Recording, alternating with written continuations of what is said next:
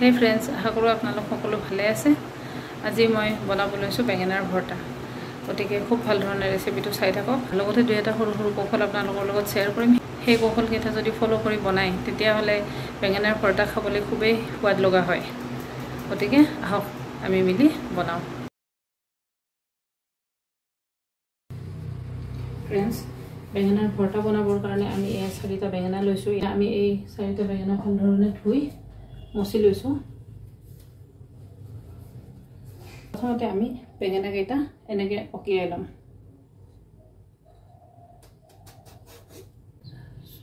এয়া ফ্ৰেণ্ডছ, চাওক গোটেই বেঙেনাকেইটা আমি এনেকুৱা ধৰণে অকিয়াই ল'লোঁ। এইখিনি নহৰু বাকলি গুচাই লৈছোঁ। এই বাকলি গুচোৱা নহৰুখিনি আমি এতিয়া বেঙেনাকেইটা যে কাটিছোঁ তাৰ ভিতৰত এনেকুৱা ধৰণে ভৰাই দিম। বেঙেনাৰ লগতে যেতিয়া এয়া নহৰুখিনিও খুব ধুনীয়াকৈ জুইত সেকা যাব নহয়, তেতিয়াহ'লে সোৱাদেই বেলেগ হৈ যায়। জুইত সেকা নহৰুৰ যিটো ফ্লেভাৰ অৰ্থাৎ গোন্ধ, সেই গোন্ধটো মানে খুবেই ভাল লগা হয়। বহুত বেছি নালাগে, অলপ অলপ দিলেই হ'ল। এয়া দেখিছেনে, এফুটা দুফুটা কৰি এনেকৈ নহৰু দি দিব। তেতিয়াহ'লে বাকী বেঙেনাকেইটাতো আমি এনেকুৱা ধৰণে নহৰু দি লৈছোঁ দেই। এয়া ফ্ৰেণ্ডছ, আমি বেঙেনাকেইটা এনেকুৱা ধৰণে ৰেডি কৰি ল'লোঁ, ভিতৰত নহৰু ভৰাই। এতিয়া ইয়াত আমি অকণমান সৰিয়হ তেল ব্যৱহাৰ কৰিম। এয়া গেছ জ্বলাই গেছৰ ওপৰত জালি এখন দি দিছোঁ। এনেকুৱা ধৰণে অকণমান সৰিয়হ তেল দি দিব। সৰিয়হ তেল দিলে পিছত যেতিয়া মানে বেঙেনাটো পুৰা হৈ যায় তেতিয়া ইয়াৰ বাকলিখিনি খুব ধুনীয়াকৈ এৰি যায়। এইটো ৰেচিপিত যিমানখিনি তেলৰ প্ৰয়োজন হয় গোটেইখিনি যদি সৰিয়হ তেল ব্যৱহাৰ কৰে তেতিয়াহ'লে সোৱাদটো বহুত বাঢ়ে। সেইটো কাৰণে প্ৰিফাৰ কৰিব যাতে সৰিয়হ তেলতে বনাব পাৰে।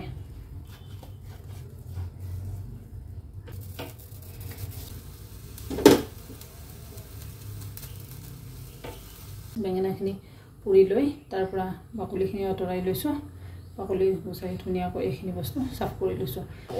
এয়া যে নহৰুখিনি যে দিছিলোঁ বেঙেনাকেইটা পুৰা সময়ত, এইখিনি খুব ধুনীয়া হৈ সিজি গৈছে। ডাঙৰ 3 চামুচ জোখত সৰিয়হ তেল দিছোঁ। এই ৰেচিপিটো বনালে যিমান পাৰি সৰিয়হ তেলেই ব্যৱহাৰ কৰিবলৈ প্ৰিফাৰ কৰিব। সৰিয়হ তেলত খুব ধুনীয়া সোৱাদ হয়। আমাৰ তেলটো সম্পূৰ্ণ গৰম হৈ গৈছে। ইয়াত আমি আধা চামুচ জোখত গোটা জিৰা দিম। বেলেগ একো গোটা মছলা ইয়াতে ব্যৱহাৰ নকৰোঁ। গোটা জিৰা দি দিলোঁ। 4টা পিঁয়াজ কাটি লৈছোঁ মিহিকৈ। গতিকে এই পিঁয়াজখিনি ইয়াত গেছটো কমাই দিব। ভালদৰে লৰাই লৈ পিঁয়াজখিনি ভাজক। একেবাৰে ৰঙচুৱা ভজা হোৱালৈকে ভাজিব নালাগে। এইখিনি অকণমান লৰাই ল'লে নহয়। এতিয়া গেছটো বঢ়াই দিয়ক, কনষ্টেণ্টলি লৰাই থাকক। ফ্ৰেণ্ডছ, চাওক প্ৰায় 4 মিনিট ধৰি আমি পিঁয়াজখিনি ধুনীয়াকৈ লৰাই লৈ ভাজিছোঁ। এতিয়া পিঁয়াজৰ কালাৰটো অকণমান পৰিৱৰ্তন হৈছে, এনেকুৱা হৈছে। ঠিক আছে, সম্পূৰ্ণ ভাজি পেলাব নালাগে, ইমান ভজা হ'লে হৈ যাব। ইয়াত এতিয়া ডাঙৰ চামুচৰ 1 চামুচ জোখত আদা নহৰু বটা দিয়ক। 2টা কেঁচা জলকীয়া মই মিহিকৈ কুটি লৈছোঁ, সেয়া দি দিছোঁ। জলকীয়াৰ পৰিমাণটো কম বেছি কৰিব পাৰে দেই।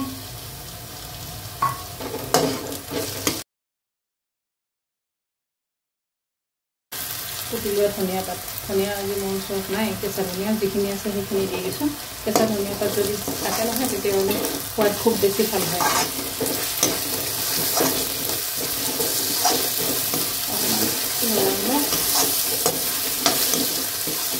গেছটো কমাই দিয়ক। ইয়াত আমি হালধি আধা চামুচ দিছোঁ, জিৰা গুড়ি আধা চামুচ, ধনিয়া গুড়ি আধা চামুচ, নিমখটো জোখমতে দিব। মই এয়া চামুচৰ 1 চামুচ নিমখ দিছোঁ।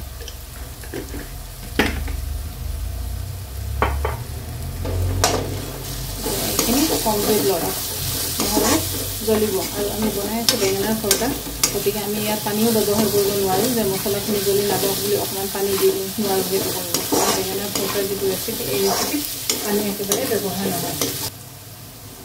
জলকীয়া গুড়ি 4/4 চামুচ, যিমানখিনি জ্বলা খায় সেই পৰিমাণে দি ল'ব।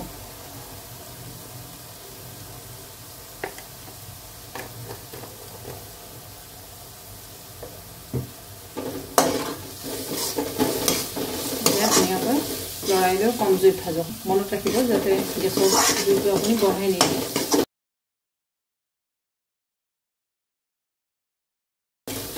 এইখিনি ভজা হৈ গৈছে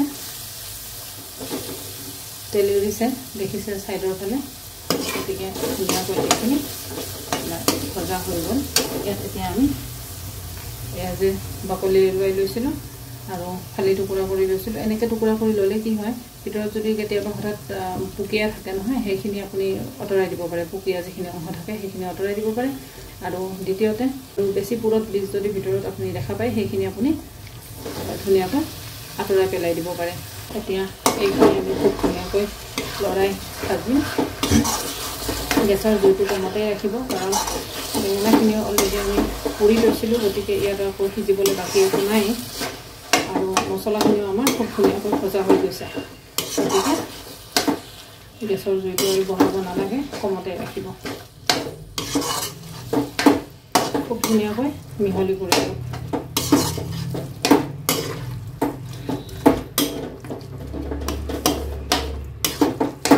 কিছুমানে কি কৰে আমাৰ যে পটেটো মেচাৰ থাকে অৰ্থাৎ আলু পিটিকি লোৱা বা তেনেকুৱা কিবা কিছুমান আহিলা থাকে নহয় পাকঘৰৰ সঁজুলি তেনেকুৱা সঁজুলিৰে নাইবা হাতেৰে হ'লেও ধুনীয়াকৈ পিটিকি লয় গতিকে ধুনীয়াকৈ মানে মিক্স কৰি লয় গতিকে তেনেকুৱাও কৰিব পাৰে আৰু এনেকৈ কৰিলেও গৈ কথাটো একেই হ'ব এনে ফ্ৰেণ্ডছ এইখিনি ভজা হৈছে প্ৰায় অকণমান বাকী আছে প্ৰায় ধৰক 2-3 মিনিট পিছত সম্পূৰ্ণৰূপে হৈ যাব গতিকে এতিয়া এইখিনি সময়ত আমি এয়া কুটি লোৱা পিঁয়াজৰ পাত মানে স্প্ৰিং অনিয়ন বুলি যাক কয় এয়া পিঁয়াজৰ পাত আমি ইয়াতে দি দিম খুব ধুনীয়াকৈ মিলাই দিয়ক পিঁয়াজৰ পাতৰ লগতে যিখিনি পিঁয়াজ আছে সেইখিনিৰে সোৱাদ একো কম নহয় ভালহে হ'ব এয়া ফ্ৰেণ্ডছ চাওক এইখিনি ভজা হৈ গৈছে মই এয়া 0.5 মিনিটমান আগতে গেছটো হাই ফ্লেমত কৰি দিছিলোঁ গেছৰ জুইটো বঢ়াই দিছিলোঁ 0.5 মিনিটমান আগতে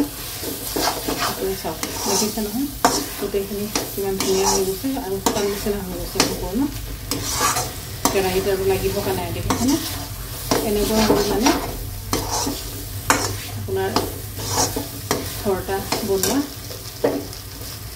এতিয়া গেছটো অফ কৰি দিলোঁ এই নিচিনা কেৰাহীৰ কাষৰ পৰা এৰ খালেই গম পাব যে আপোনাৰ পৰঠা বনোৱা হৈ গ'ল চাওক কিমান ধুনীয়া দেখিছে ইয়াত যদি আপোনাৰ ওচৰত কেঁচা ধনিয়া পাত থাকে আৰু কেঁচা পিঁয়াজ পাত যদি আকৌ এক্সট্ৰা থাকে তেতিয়াহ'লে সেইখিনি ইয়াৰ ওপৰত দি খুব ধুনীয়াকৈ গাৰ্নিছ কৰি দিব পাৰে খুবেই সোৱাদ লগা এই ব্যঞ্জনবিধ আমি যিকোনো খাদ্যৰ লগতে খাব পাৰোঁ যদিও ৰুটি নাইবা পৰঠাৰ লগত খুব উৎকৃষ্ট হয় খুব ধুনীয়া সোৱাদ লাগে আশা কৰোঁ আপোনালোকে ভিডিঅ'টো চাই খুবেই ভাল পাইছে আৰু এনেকুৱা ধৰণে বেঙেনাৰ পৰঠা বনাই খাই চাব আকৌ কেনেকুৱা পায় মোক কমেণ্টত জনাবলৈ নাপাহৰিব দেই পুনৰ নতুন এটা ৰেচিপি লৈ আপোনালোকৰ ওচৰলৈ আহিম তেতিয়ালৈকে ধন্যবাদ